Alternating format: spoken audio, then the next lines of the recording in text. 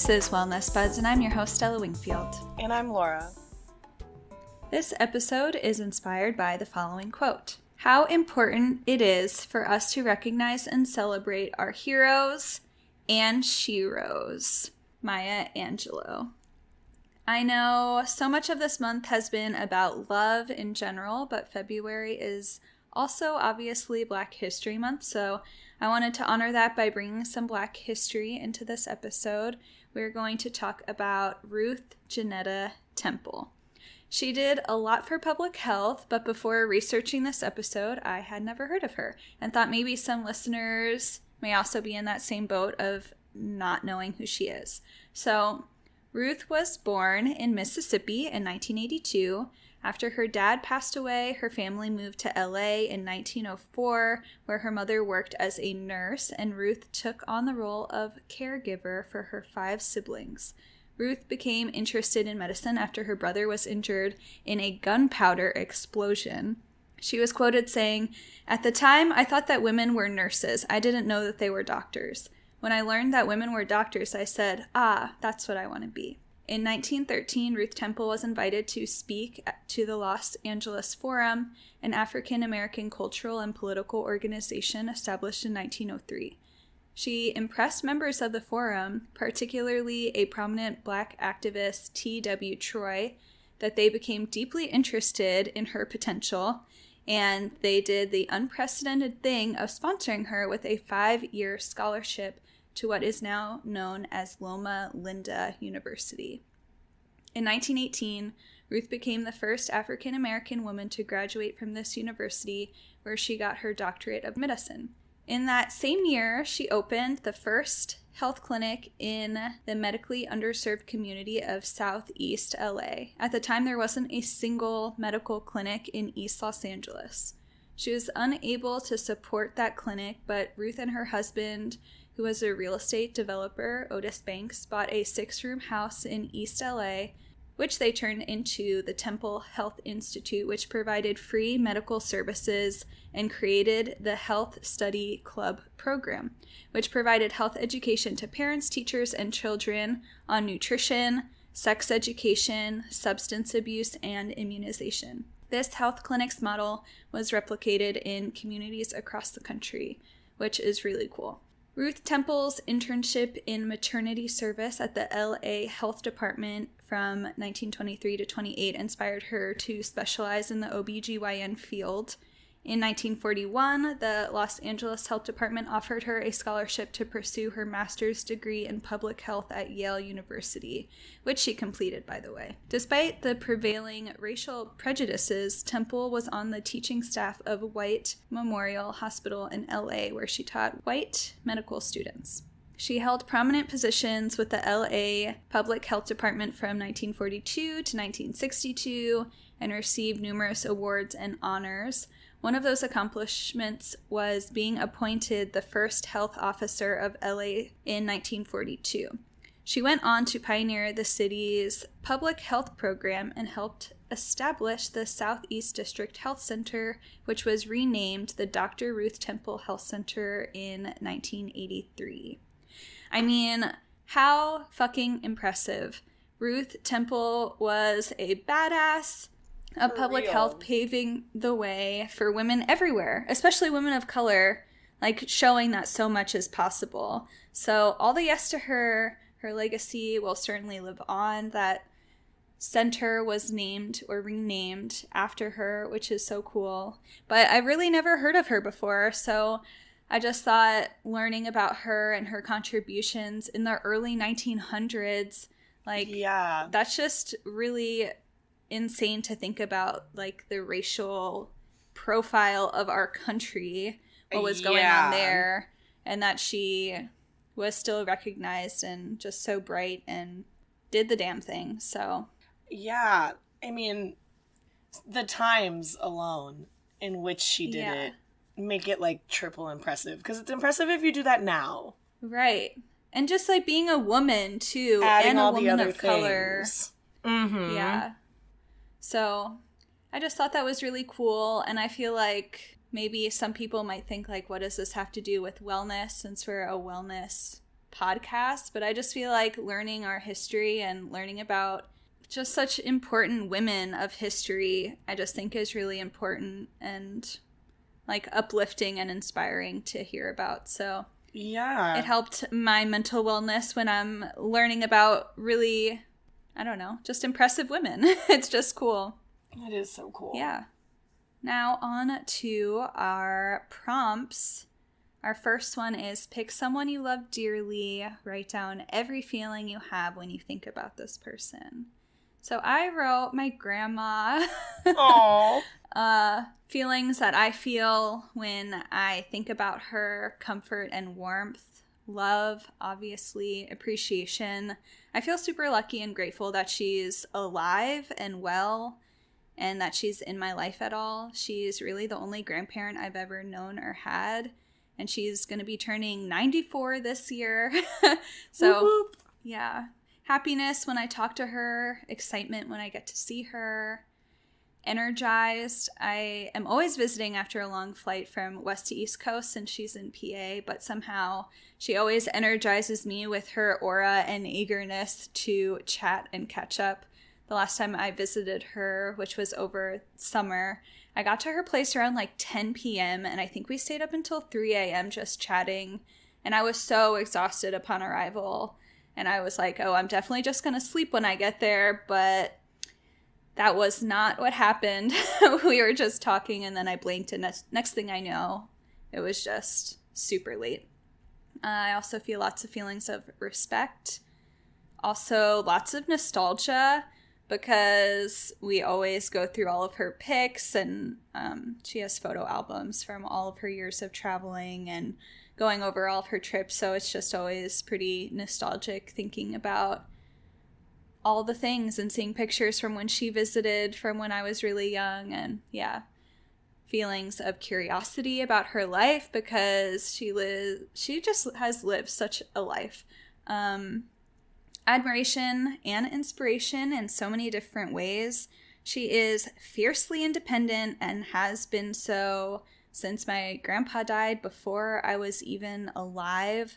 She drove all over this country and into Canada and Mexico all by herself. How wild is that to think about? Just like being so independent and like, I don't need a man.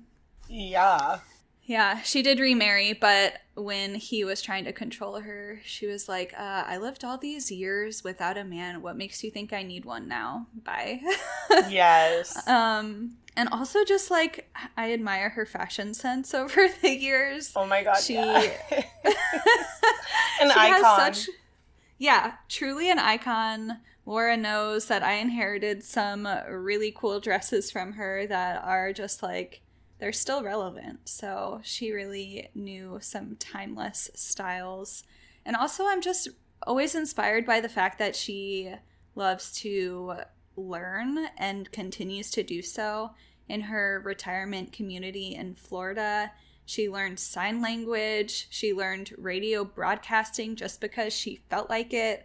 She also went to clown school way earlier in her life, which obviously isn't really my thing, but it's cool that she's just always like, if she wants to learn something, she just does it. Like, she just loves to learn.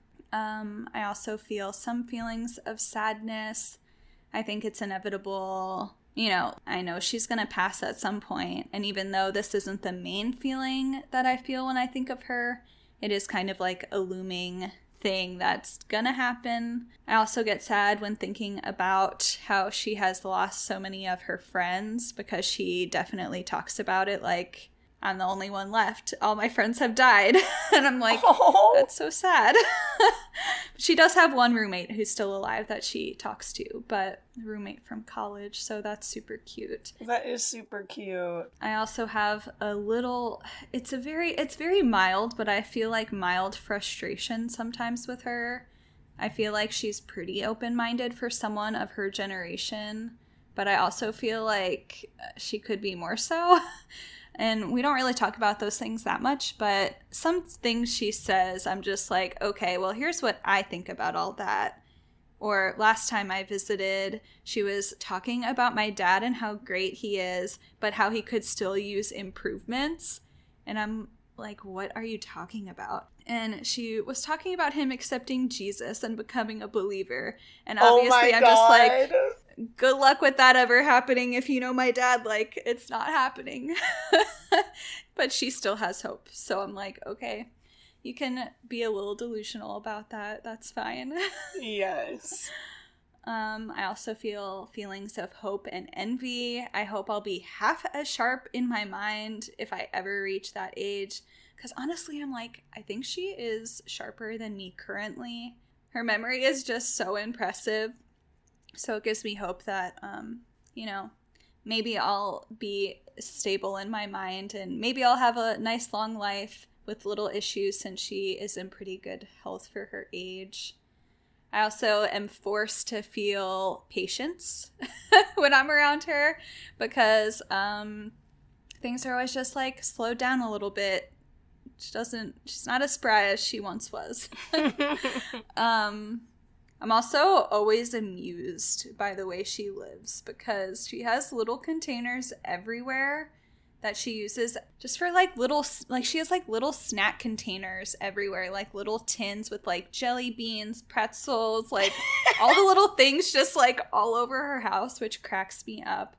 She also uses her oven as storage, which is hilarious to me as well. Her house is just cluttered with so many cool things though too from all of her traveling, so it's kind of wild how much is in her home, and I'm always amused by that and just Pennsylvania living in general. So every time I go back there, I mean, she's really the only reason I go to my home county in PA, but I'm just reminded of how weird it is there, just the whole culture. That Amish life, the country living, like, yeah.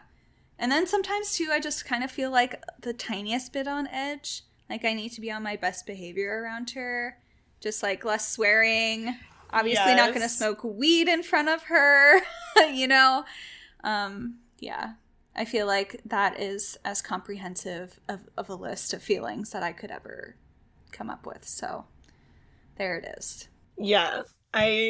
No pressure, but I wrote about my own mother, and my list is not as long. But it is funny. I guess I'll start with the bad news so then you forget it by the time I get to the end of the list. Because, like, when you said, like, frustration, one of the main things I thought of with my mom, not the main things, but when it comes to being, like, not just all the positive emotions, is I totally get annoyed with my mom. And it's way more because it's, like, the pieces that I have from her that I probably don't like about myself. And then I just get annoyed. But also, like, it's my mother, okay? Like, we all know how it can be with parents. Right. Like, who doesn't say something and they're like, oh my God, I sound just like them. Exactly. So there's definitely, like, that. It doesn't happen often, but I definitely was like, the annoyance when you're like, I already know I have that quality. Let's not keep expressing it. But past that, like most people with their moms, she just makes me feel pretty cared for, and like cared for in more than just like taken care of, because she definitely is a nurturer. So she gives a lot of taken care of feelings, but also just like general care that you're happy, even if it's not her way, cared for as well. But I definitely still am like, I'm sick, I need ginger ale and chicken noodle soup because that's what my mom always did. My mom definitely listens. I feel like she would listen more if I would give her more. So she always makes me feel heard when I allow her to hear. She's gonna be like, you could just call me more, and then I'll definitely make you feel more heard. But I always feel very heard. Definitely feel supported, I think, even when it's not really what she thinks is the best idea. My mom will still be like, if that's what you think is best. after she tells me it's not what she thinks is best. But it's never like, well, I told you that I think the other way is better. She still supports in the end. But also, like, your family has to be the ones that, like, tell you what you don't want to hear, too. Just after you tell me what I don't want to hear and I tell you I'm doing something, support. And they do a good job with that. My mom especially. And then my mom makes me feel wanted. And I think that's, like, what a lot of people crave. And I will say some of the times when she's wanting my attention, I'm like, I just do not have it to give. But I'm always grateful that she wants it and wants to be with me and around me and share stuff with me. Like, never an inconvenience. Yeah, because exactly. sometimes you can feel that way from your parents, like when they're so busy or just like disrupting their life, you know? Exactly. Yeah, my mom definitely never makes it feel that way. Like, she makes you feel very wanted. And then in general, I just feel really grateful when I think about my mom. I grew up with, like, really my mom being the one that raised me entirely. And I think a lot of people, when you have divorced parents, will be like, oh, I'm so sorry.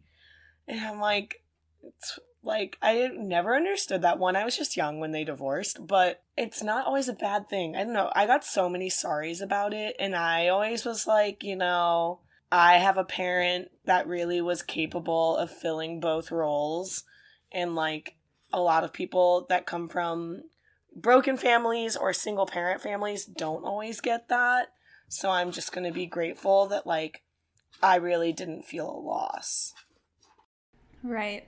And also it's like, are you sorry that my parents weren't happy together so they split up? Yeah, it is one of, like, the weirdest things to explain because, like, you get so many sorries and I'm like, it's not even about me. Like, sorry to me for what? Right. Sorry that my parents split up and then made the house, like, more peaceful. Yeah. You know?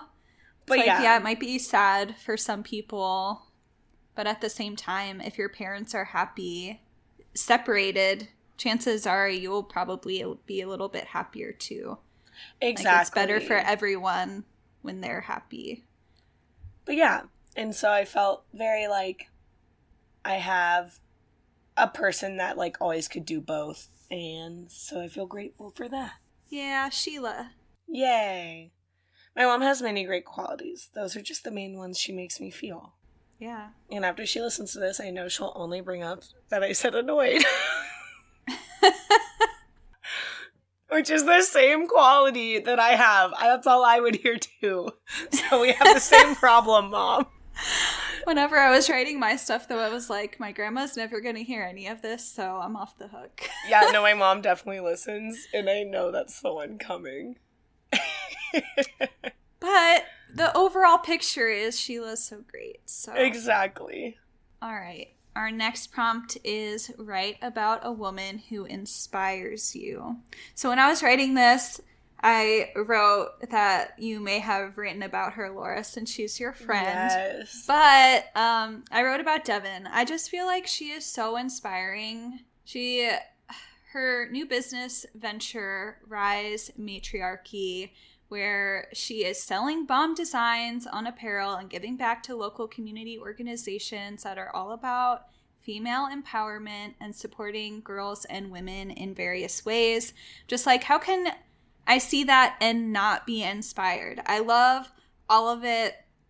If anyone who is listening here is not following Rise Matriarchy on Instagram, you should go and do so right now. Check out her website, risematriarchy.com, where there are just so many cool things on there. And it's just, every time I see it, I'm just like, okay, she has me brainstorming when we launch merch that I know I've been really slow to do, but life is hard and busy, so sorry. Yes. If anyone has any advice on where to start, hit me the fuck up. It's just so intimidating, and I know it's an excuse. I just need to make time and take the time to research. And I've done like minimal preliminary research, but I just need to dive deeper. But Devin is just making it look so easy and accessible that I'm like, fuck, I just need to pull the trigger. I don't even know how she does it. Also, her merch can be our pal. Oh, true. That is true. But yeah, I'm just all about the equity, women's rights, contributing to underserved communities and helping in any way that I possibly can. So it's just kind of giving me all these ideas of doing a similar thing up here in Portland, since most of her stuff, not all, but most of it is local organizations to where she is out in Eastern Oregon. But yeah, Devin, you're inspiring as fuck, and I just love what you're doing. And I'm also just really excited to support her business. There's just so many dope options, like shirts, hoodies, hats, accessories, so many, and so on. And there's just so many cool different collections as well. So sometimes I'm just browsing and I'm like, okay, when my money is looking a little bit better, I am definitely going to be getting like everything. She's going to be taking all my money. Yes. But it's like, you feel so much better about supporting organizations like that or businesses like that, because it's like, you know that at least some of it is going toward helping people who really need it, and other organizations who are doing such good work that it's like, I'm like, yes, take my money, because I know it's going to good things. Yeah. I know that we were only supposed to write about one, but I wrote a backup one just in case you wrote about Devin. But so I'm just like, okay, I need to honorable mention my other one too, because my dear friend Kirby is super inspiring. I don't know if you've seen her stuff, Laura, but she recently got into tufting after a medical event. So her craft turned into a passion of hers, and now she has a shop and some beautiful ass pieces for sale, and I just fucking love it too. I love the work that she's doing because it's just stunning. But I also love that she just seems so happy doing it, creating unique, handcrafted works of art. It's just incredible. I don't want to put words into her mouth because her story is hers, but I just feel like when you go through something medical, it can be super confusing and a really tough time and just kind of put you in a weird spot with work. So it's just kind of great to see her flourishing with her art and like turning something that could have been like, it could have just gone such a different way, but she spun it into this whole business. So I love her craft. If you're interested in seeing some of her stuff, her handle on Instagram is at Kirby McCrae Platt or kmptextiles.com. She has koozies, horoscope-inspired textiles, sick-ass jean jackets, rugs, totes, and she does custom work too, so it's just super cool, super inspiring. I love seeing friends and friends of friends just like going for their passion. You know, it's just so cool to see so many people doing and exploring more creative outlets. So we'll link this stuff in our show notes. So if anyone is interested in checking it out and supporting these two dope females, it'll be easily accessible for you. Yay. Okay. Well, funny enough, I have two, kind of, but mainly because Stella asked me if I wrote about Devin, and I did not. And I told her that I wrote about my cousin, because my cousin Alicia, she just had a baby, so like bringing life into the world and going through that process as a woman, inspiring in itself. Go all mamas. And she just recently had one, and also she has that baby on such a schedule. Like, she knows to the minute when he is going to fall asleep. Like, she just knows his routine at this point. It is very impressive. But also Alicia, she has an eye disease. Like, she's always had it. She can't drive because, as my aunt loves to say, she should have just never driven. It was rough when she did. And, but it makes, like, she has no night vision, basically, and no peripheral vision. And, right now it's been going pretty good because they go to a specialist and it's been going pretty good. But, like, she went to Hong Kong and lived there for 7 years and, like, lived in New York, and just watching her be like, I'm not gonna be stopped by this, and excelling and traveling to places that would just make people uncomfortable is so impressive to me. So yeah, regardless of the eye stuff, it's like super impressive. And she's super successful and killing it. She's had to like reinvent herself so many times professionally, and I just feel like every time she reinvents, it just gets better. Oh, so yeah. Great. But I didn't actually write about her, even though she is really impressive, because I lied. Because I wrote about Stella. What? Oh my god. I wrote about Stella. Mainly because, one, in this podcast alone, just getting to see, like, Stella's determination in doing something she cares about and is passionate about. It is not always easy, and starting passion projects is labor of love, okay? Like, True. There is no payoff at the beginning other than, like, you give a damn about it. And Stella really has, like, been so consistent and just, yeah, you've been so steady with it, and it's, like, impressive, because I know we've both have burnout moments where we're like, there's not enough minutes in the day to feel like I can do everything I need to do or want to do. And Stella does such a good job. And also, like, adapting when things are hard. Like, when my house decided it didn't have internet for 4 days. And we do this via the internet. It was a very nice time. But it's just very impressive. And then Stella's, like, you're so positive all the time. And I admire that, because it is definitely not always easy. And I feel like even when Stella's like, I have so many reasons to not be positive right now, but I decided to be positive because of this one thing, and it's like you can turn it around so quickly. And you're very good at setting boundaries, and this is something I did not really excel at when I first met Stella, like 6 years ago. But Stella is very good about being like, it just doesn't serve me. I'm not mad. I don't dislike you. I just gain nothing, and here's my boundary. And it's like, I've gotten better at it, thank God. But it's very inspiring to see someone be putting themselves first. You don't get to see it much, and seeing it in action. And also, Stella's been on this health mission since the day I met her. And I feel like everyone has ups and downs, but I am like a full wave. And Stella's like, oh, I had a dip last year. It was really rough. And she's so consistent, like such a consistent person. And it's just really great. And also, Stella, you're just so supportive. Unwavering support. Like, when you in the circle, you in the circle. Stella will die for you in the circle. Yeah, if you're in it, you in it. I'm here for you. Like, if you try to escape, she will chase.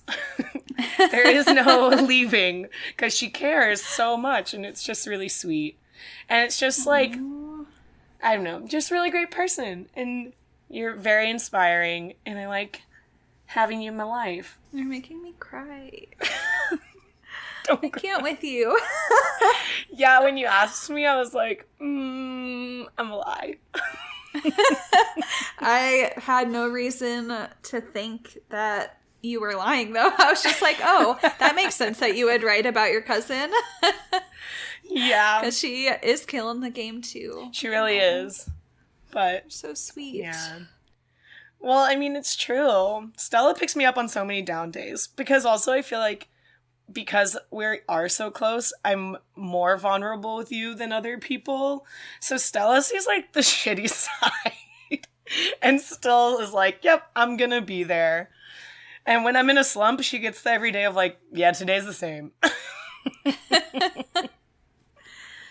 But I'm always gonna follow up, because it's like, I know that I usually am so positive, but even positive people get in their slumps too and need someone to check in on them, even if they are quote unquote fine. It's like, you need that person who's going to follow up on you, because everyone just needs that. And like, I genuinely care, so I am going to follow up. But then, you know, when you check in on me too, I'm just like, oh my God, I so needed her to ask how I was. Yes. And like, and that's just the best part. Also, can't believe I forgot the most important part. Stella is inspiring at saving money. I don't like that girl rubbing pennies and making money or something, because it's impressive. You are so good at saving money. Oh my God.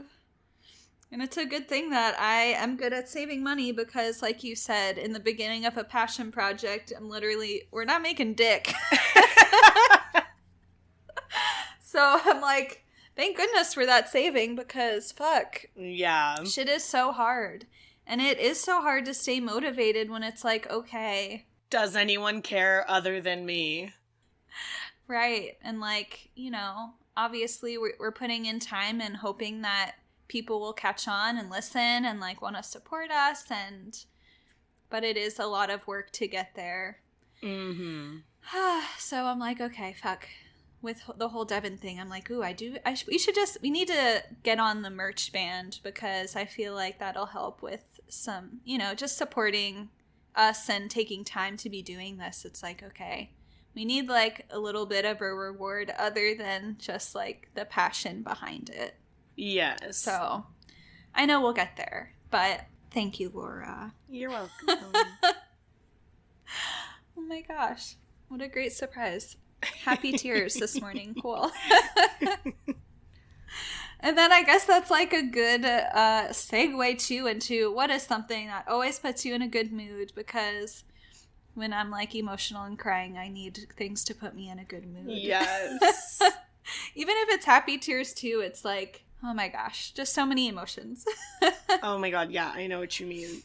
Trust me, I feel like anything with like love, especially friendship, family, romantic, anything, sometimes it's like too intense. I'm like, yeah, I'm happy crying, but also like pretty sure my heart's just gonna fall out of my chest any moment, so please excuse me. Yeah, need something to ground me. Yes. So my list of things that always put me in a good mood: Dr. Dog, the Beatles, you know, for both of these groups, and they're the only groups that I wrote on here, certain albums and songs more than others, but also just Beatles documentaries. There can be 1,000 of them, but I'm always going to watch them, and as long as there's good footage and incorporates their music, I am in such a good mood while watching it, like perma smile on my face. How can I be sad when it's just like, just so wonderful and heartwarming. Going on a walk, especially when I don't feel like it, I always feel better afterward. And I don't know if this is really silly, but roasted sweet potatoes and peanut butter, not necessarily together, but they do work well together too. But they're just like my go-to comfort foods, that when I'm feeling sad, I'm like, a spoonful of peanut butter will make me feel better. I was just thinking about my love of peanut butter this morning. Yeah, with Josh being gone, I'm like really diving back into that peanut butter life, since anyone who doesn't know, he's allergic, and I've always said it's like the biggest inconvenience of my life. So now that we have a little bit of distance, even though that makes me sad, at least I can just like have so much peanut butter without having to worry about contaminating my husband. Yes. Hiking with beautiful views, as long as the weather's cooperative, that always puts me in a good mood. Sunshine and warm days, especially after cold and rainy days. Yes. Can't beat it. I'm always just in a better mood in summer. It's easier to get up and be motivated when it's warm and pleasant outside. Mm-hmm. Being productive puts me in a good mood. Getting work done always feels so good, even if the process is grueling. Like we talked about just now with this. It's like sometimes when I'm editing, I'm like, oh my gosh, this is taking so long. But then once it's done, I'm like, it just feels so much better now that I got that out of the way. Talking with my dad, mostly. Unless, like he gave me some bad news about, my family member who passed away. But, in general, talking with my dad puts me in a good mood. Winnie, when she's being sweet and cuddly. I will not generalize and say she always puts me in a good mood because, let's be real, sometimes she can be a butt. But for the most part. And winning, I am talking about board games, but general life wins put me in a good mood too. Finding a good deal when thrifting, like Laura talked about, like I'm so frugal and like really good at saving. So I'm always looking for that bomb deal. So when I find it, it's so satisfying. And accomplishing bucket list items, that puts me in a good mood. Yeah, it's my list. Yay. Okay. So Elmer was my first on my list. He has literally been a hellion during this entire recording, though. So, like you said, when they're cute and cuddly. And they're good, almost always does. But he has been a true hellion.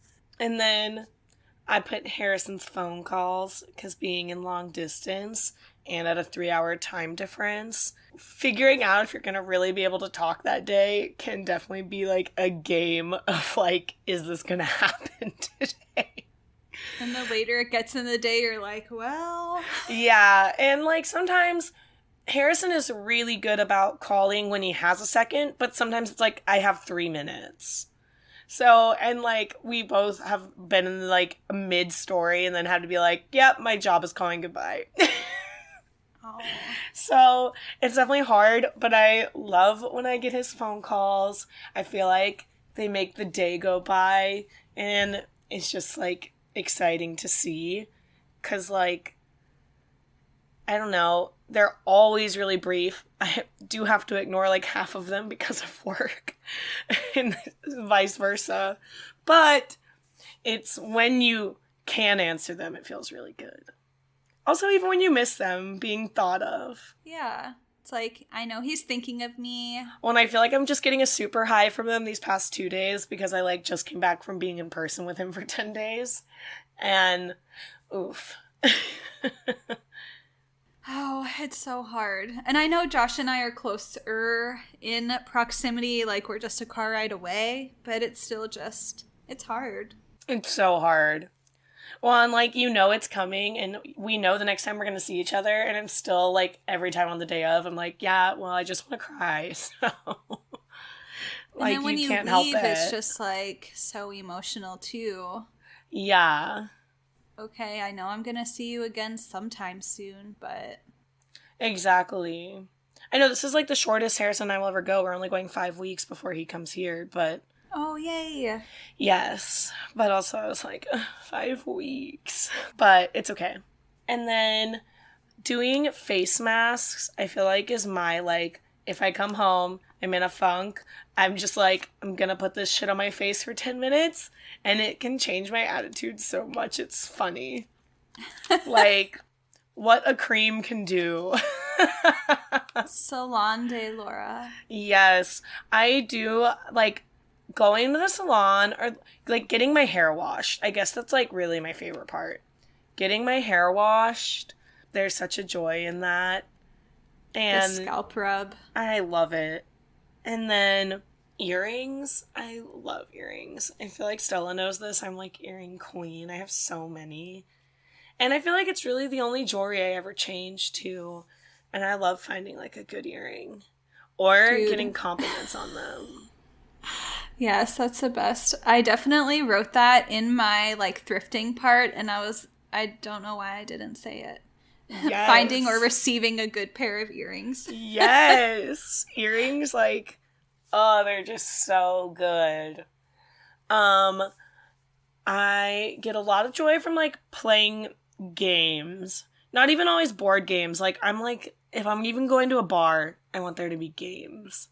Like, I like being competitive. And I feel like even when I'm losing, I get a joy from it. And, like, I definitely prefer to win. You're definitely going to hear about it if I'm not. We'll hear about it either way. But I really like playing games. Another joy I get is just being with my family. Like, I feel like every time I visit, we don't really have to be doing anything. And I just get happy. Like, I feel like when you're with your family, it's, like, so less of a judgment zone, like, with everyone around. And it just feels really good. It's so great to have that family dynamic. Yes. I definitely feel that way with my family, too. It's like we do not have to be doing anything exciting, but just being around each other is so great. Exactly. But yeah, and being in nature. I love being in nature. I just got so much time in the woods when I was visiting, and it was so nice. Oh, nice. Yeah, we were, like, staying where he grew up, which was, like, kind of out there, and then we stayed in this little cabin. It was so cute. Oh. Yeah, but being in the woods is always really nice.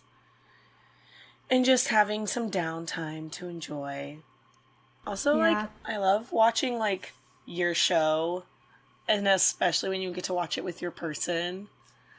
Yes. It's, like, yeah, like, that downtime of, like, I don't have to entertain you. We just want to share this together. Yeah, and, like, and especially it's not if you gonna can take get some any cuddles. of my energy. Exactly. Like, I just have to cuddle, and that's it. Yeah. I love it when it's like, this is literally all that's expected of me. Just need to lay here. Being able to love with, like, zero expectations or, like, drain. Yes. Yeah. I definitely should have written Josh's cuddles. They always put me in a good mood. But yeah, those are my things. Well, what a lovely place to end. Yeah.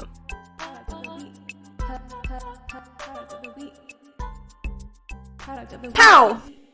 Go check out Devin's merch. Yeah. Devin's merch. Yeah, I do a photo shoot with them tomorrow. Really? That is so exciting. I see Devin tonight, so I'll definitely tell her. Cute. But yeah, she's in town for a photo shoot. Nice. Yeah, I saw on her story, like, if anyone's in the Bend area, I was like, fuck, I wish I was. I would love to be involved in that. Yes.